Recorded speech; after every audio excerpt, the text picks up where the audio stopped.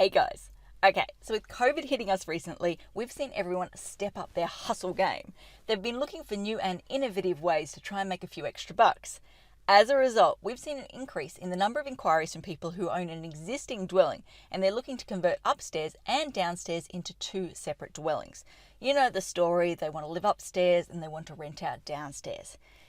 Yeah, when I see these inquiries, I just want to write back and go, no on so many levels.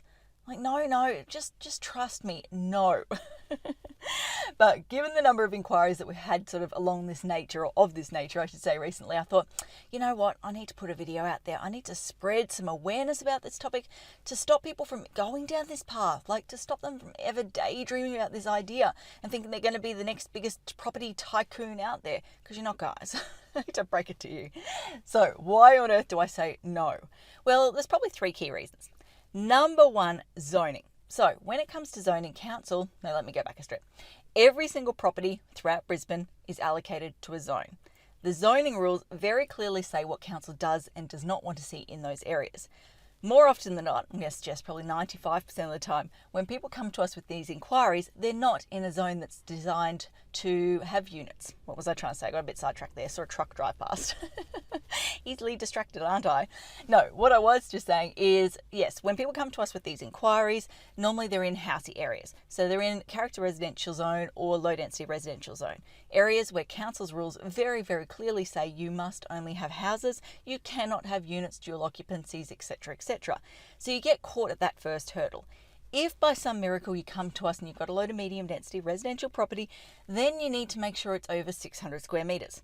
The 600 square metres is slightly flexible, you can come down a bit, but generally speaking you need a big block.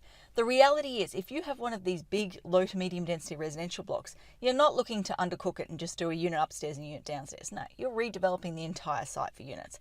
So it is extremely rare that we actually see a property that is located in the right zone and of the appropriate size. But if by some miracle you get over this hurdle, I did have this the other day, the client came to me and I was like, oh, my first hurdle hasn't caught you. It's all right, I got a second hurdle for you. The second hurdle is costs. Town planning applications, if you want to go down this path, you're looking at $7,000, almost $8,000 in council fees alone. Town planning fees, half that again, a bit over half that. Then you've got the cost of getting the plans prepared, etc., etc., etc. Blah, blah, blah. Let me get words out, etc. I need coffee, it's too early. So you're looking at a bucket load of money just to make a little bit more on the side income-wise. Doesn't stack up in my opinion.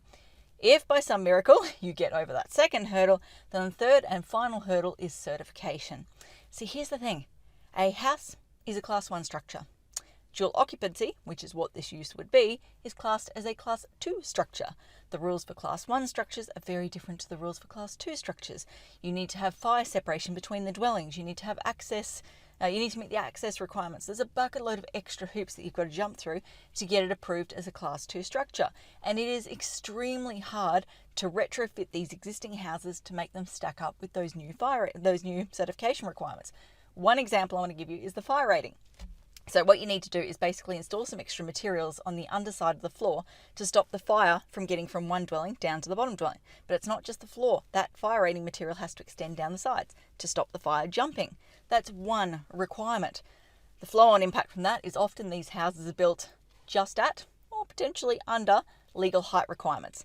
So you'll find by putting that extra material in there to get your fire rating requirements to stack up, you end up reducing your floor to ceilings, which means you then got to raise the house. Again, we're looking, what's that, another $30,000? Yeah, to make a few extra bucks on the side. It's not going to stack up. So there you go. Number one, first hurdle, town planning. You got to make sure the zoning actually suits what you're proposing to do. More often than not, it doesn't. Next thing, okay, if you make it over that first hurdle, can you really afford the town planning fees? Is it really going to stack up from a financial perspective? In my mind, I can't see how it will, but sometimes people surprise me and they say yes. Okay, you make it over the second hurdle, we got a third hurdle, certification. The cost there is just mind-blowing. The cost of retrospectively converting these structures to suit the Class 2 rules, yeah, it's not going to happen. Just trust me, people. It's more money, it's more time than it's worth. You're better off not going down this path, okay? So that covers everything I wanted to talk about today. As I always say, until next time, thanks for watching. For all you red tape lovers out there, I have one thing to say. Well, no, actually, I've got three. Number one, The advice provided in these videos is general in nature. It's not site-specific. You would be a silly Billy to go and make financial decisions based on this advice without first checking with the town planner. Don't be a silly Billy. Number 2, Brisbane town planning is in no way linked to Brisbane City Council. The views expressed in these videos are my own, not council's. So if you don't like them, blame me, not council. Number 3, what was my number 3? Oh yeah, the views expressed in these videos are accurate at the time of recording. If you're watching this video back 10 years from now, the views may not be so accurate. That's all.